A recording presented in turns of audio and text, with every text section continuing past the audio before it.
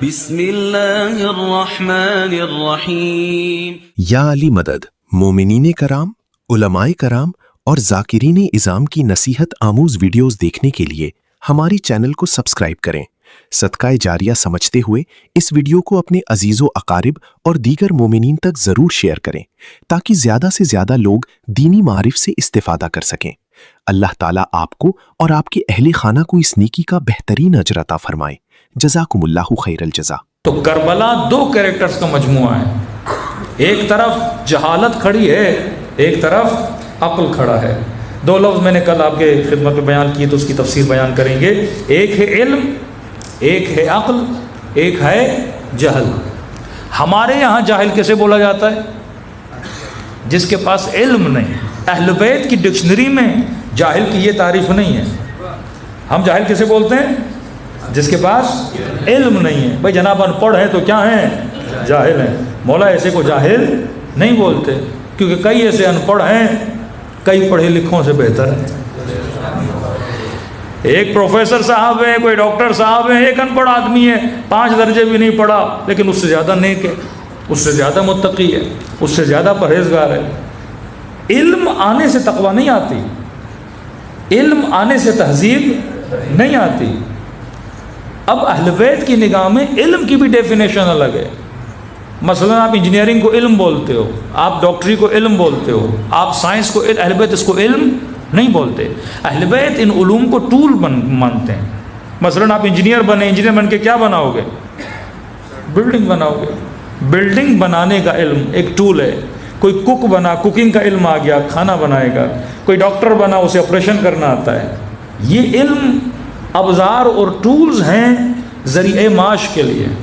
اہل بیت جس کو علم مانتے ہیں وہ ہے علم النفس، وہ علم جو بندے کو خدا کے قریب لے کر جائے، وہ علم جو انسان کو طرز زندگی سکھائے۔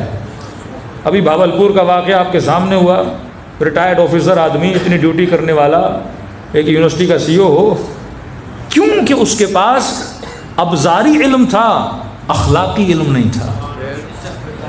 علم النفس جس بندے کے پاس نہ ہو، جس کی قسمیں 16-17 قسمیں کھانے کے بعد خدا یہ کہے کہ قد افلح من زکاہا وقد خاب من دساہا، کامیاب وہ ہے جس نے اپنا کیا کیا؟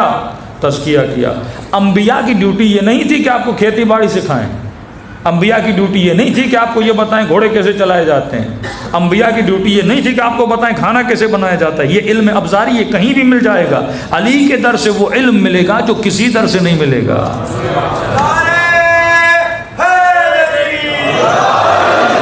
وہ علم ہے علم النفس، جو ہر بچے پر لازم ہے آپ بچے کو سکھائیں، خود بھی سیکھیں کہ بندہ ڈاکٹر ہے پر اخلاق نہیں۔ جناب اتنے بڑے آفیسر بن جائیں، 22 گریڈ آفیسر ہیں لیکن کردار اچھا نہیں ہے۔ ہاں، یہ کیونکہ وہ اس علم کا حامل نہیں ہے۔ ہم کہتے ہیں کئی بار یہ جملہ ہم اپنی عام گفتگو میں بھی استعمال کرتے ہیں، پڑھا لکھا جاہل، پڑھا لکھا جاہل۔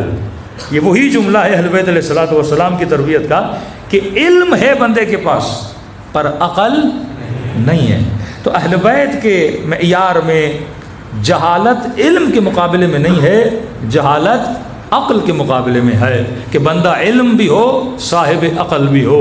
قاضی شرح عالم تھا پر عاقل نہیں تھا، حبیب ابن مظاہر عالم بھی تھے، عاقل بھی تھے۔ تو اصل چیز جو مجھے راہ ہدایت پہ لے کر آتی ہے وہ کیا ہے؟ عقل ہے۔ اب جس نے بھائی ایٹم بم پھینکا تھا، پہلے ایٹم بم میں 65,000 لوگ مرے، دوسرے ایٹم بم میں 95,000 لوگ مرے، کیا وہ جاہل تھا؟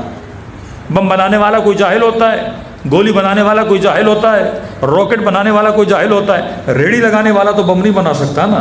ایک ان پڑھ آدمی کیا بنا سکتا ہے؟ تو ان پڑھ آدمی جس کے پاس دنیا کا علم نہیں ہے وہ دنیا کو اتنا نقصان نہیں پہنچا سکتا جتنا علم حاصل کرنے والا دنیا کو نقصان پہنچا سکتا ہے۔ چھوٹی سی مثال دوں تاکہ اور موضوع آپ کے ذہن میں کھل جائے۔ دیکھیے پوری کتاب ہے Bible, old testament, new testament. کسی نے اولڈ ٹیسٹمنٹ یعنی توریت سے ایک لفظ ادھر سے ادھر کیا، کہ بڑا خطرناک ہوتا ہے۔ ایک جاہل کا پھسلنا قوموں کو اتنا تباہ نہیں کرتا جتنا ایک عالم کا پھسلنا. ایک جاہل پھسلا کیا ہوگا؟ جاہل ہی پھسلا نا.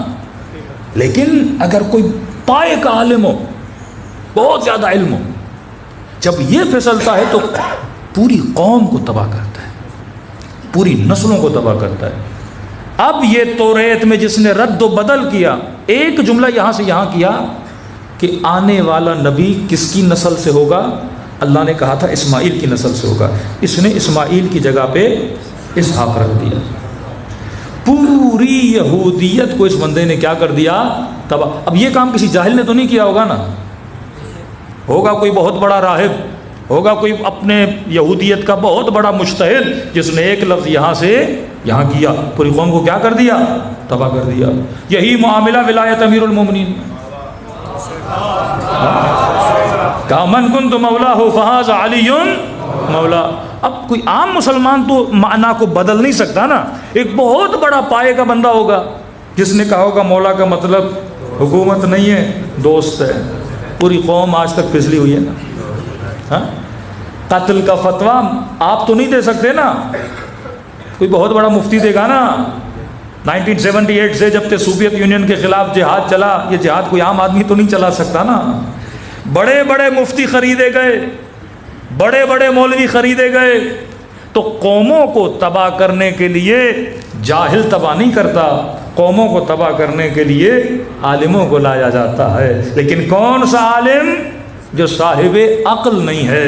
تو اصل چیز جو آپ کو بچاتی ہے اور کربلائی بناتی ہے وہ عقل مند ہونا ہے. صلوات پڑھے محمد وآل محمد.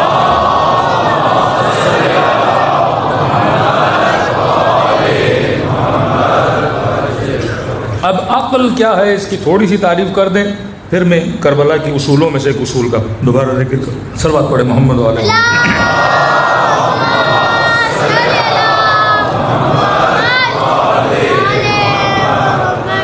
دیکھیے 4 طاقتیں چھٹے امام فرماتے ہیں، 4 ٹولز خدا نے آپ کو دیے ہیں جس سے ہماری پوری باڈی ہم اس دنیا میں زندگی گزارتے ہیں.